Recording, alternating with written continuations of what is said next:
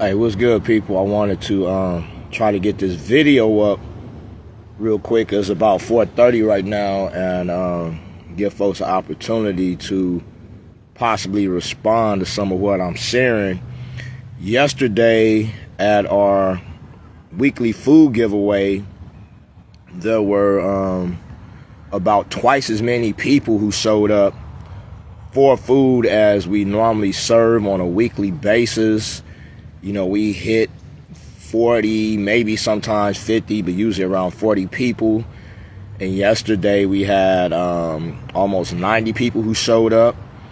One lady I know we met last week as we were canvassing the area, she showed up and brought like 4 or 5 of her neighbors.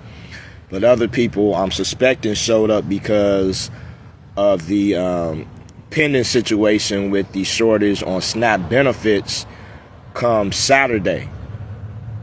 Fortunately, yesterday, some of our sisters during their food pickup, they said, I guess when they went to one of the stores, they had extra load of meat.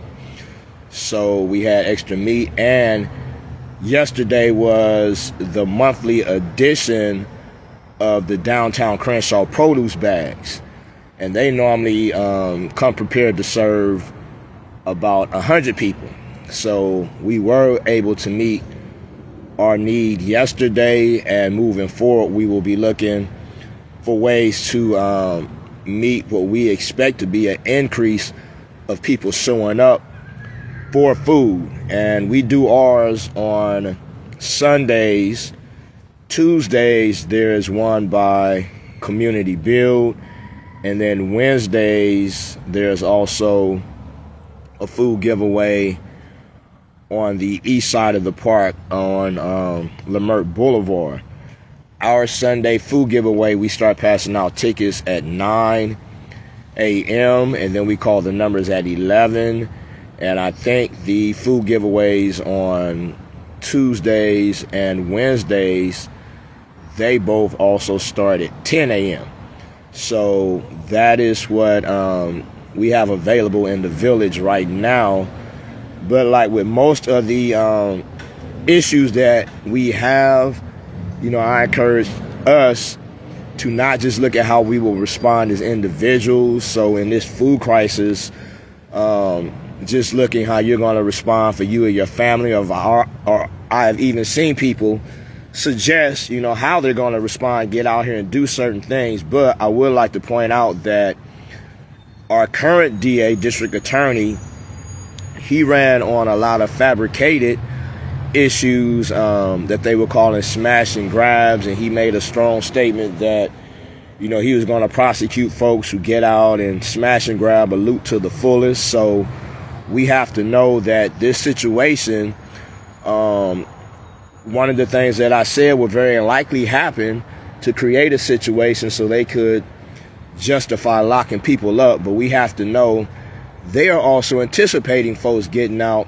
going into these stores, doing whatever. So when I say we need to look at how to address issues systemically, how to change things systemically, couple of the reasons that this food shortage is pending is because of the government shutdown. And as I've pointed out a couple times now, some of the things involved in the government shutdown is tied into both immigration and funding foreign affairs. So again, this is a pending crisis that will be forced upon black communities based off of issues that are not necessarily ours. So saying all this to say, it would be in all of our best interests to reach out to some of the officials who can actually change to what extent this will affect us. And first and foremost, we have to know our congresspersons are the ones who are tied up in this shutdown. So for many of us here in LA and the district I am in, we have Congresswoman Maxine Waters, who many refer to as Auntie Maxine. And I personally don't know any of my aunties that would prioritize funding other people and not take care of her own family first. So this is what we're asking people to do. I'll be including contact information for all of the officials I'm about to speak on the video. But the same way people have made up their minds they're going to get out and do other things, which I'm not trying to discourage folks, because when it comes down to it, they're not saying there's an actual food shortage. They're saying that there's been a governmental engineering that will disrupt food access. So, you know, if folks find no other way but to go out and take what they need, then that's what it is. But like I was saying earlier, the LA District Attorney has already stated he is looking to prosecute folks like that to the fullest. So what I think may benefit more of us is if we reach out to these officials. I will be including Congresswoman Maxine Waters' information on the video once I stop it. So if you or anyone you know, please reach out to these people. That's why I said I'm doing this video now, and I'll try to wrap it up to give you time to start reaching out today.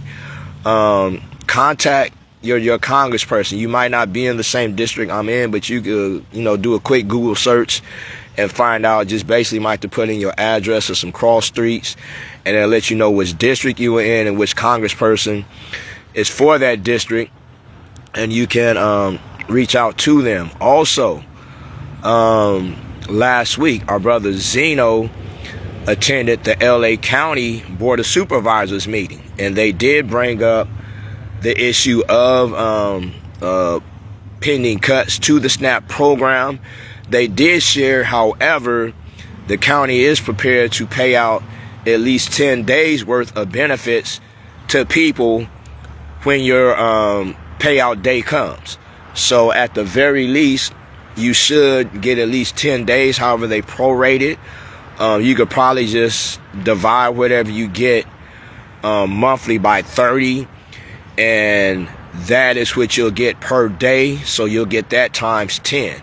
But they were also saying they do believe they have found other sources of funding which may allow them to pay out the entire month of November, and then it will be pushed back to possibly disrupting the December payouts.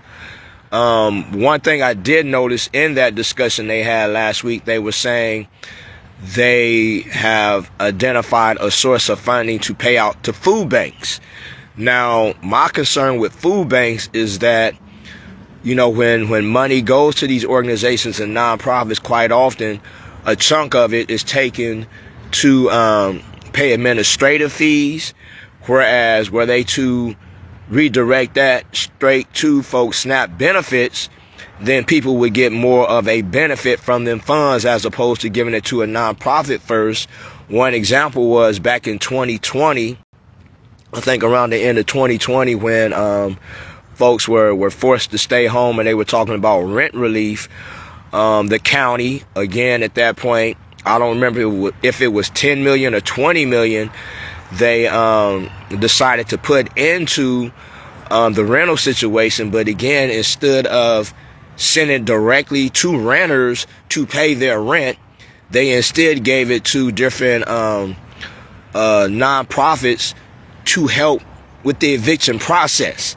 So again, planning to put the money into folks actually being evicted as opposed to distributing the money to actually help people pay their rent, even though they did have rental programs. However, that they put a large chunk of that money to assist in eviction help, eviction support, rather than actually paying rent.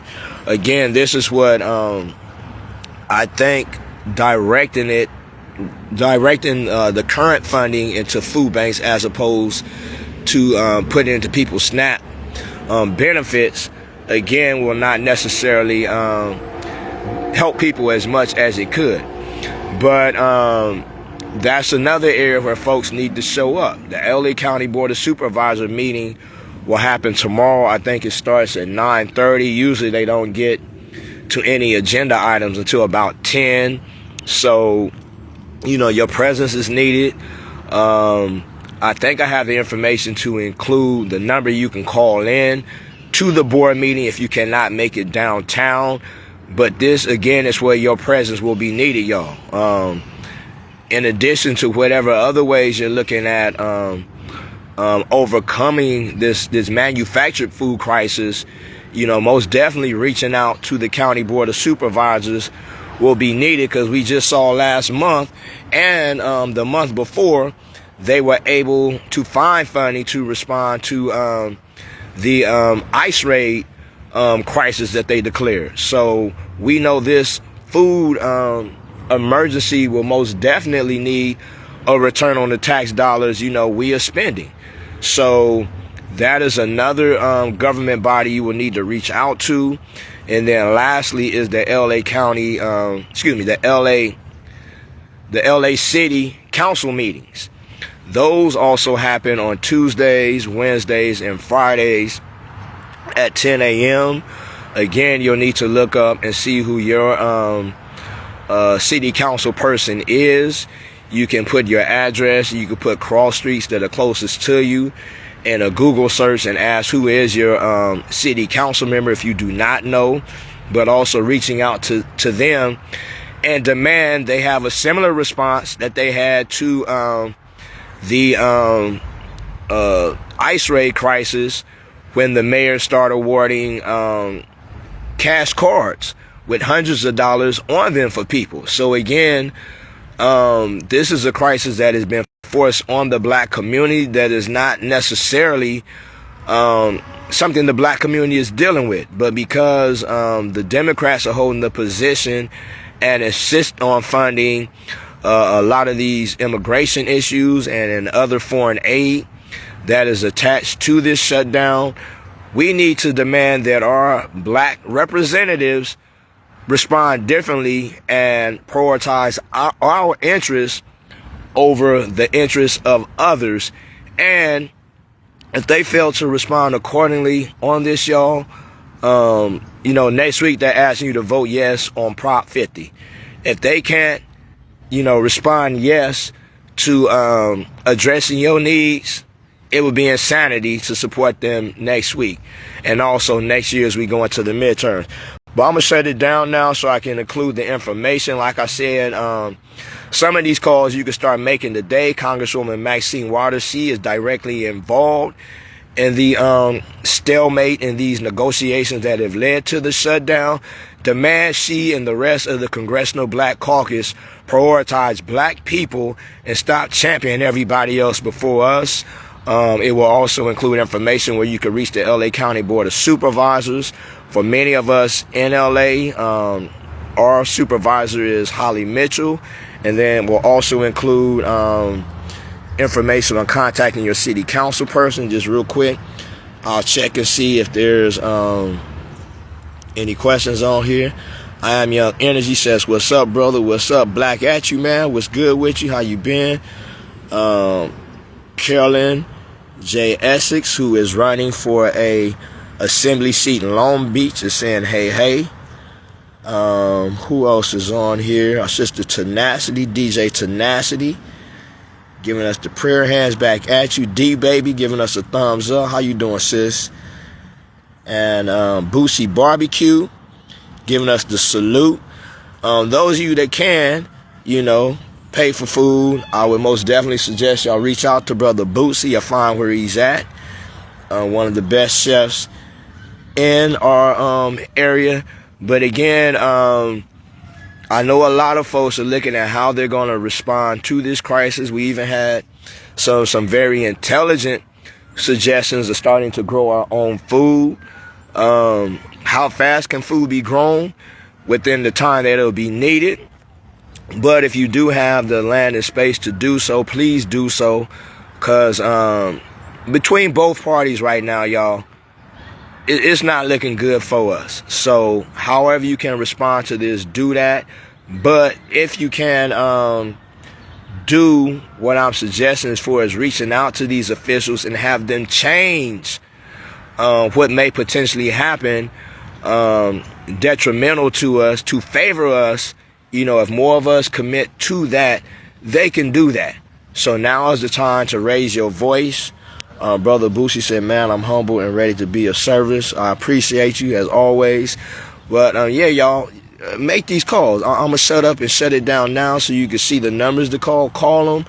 And if you can, the rest of this week, show up to these meetings. We got a week before the 1st, y'all. Let's make the most of it, and let's make sure none of our folks respond in a way where they'll be getting locked up because they are responding because their family needs something to eat. So here the numbers are. Hit them up and let them know we got to be prioritized over every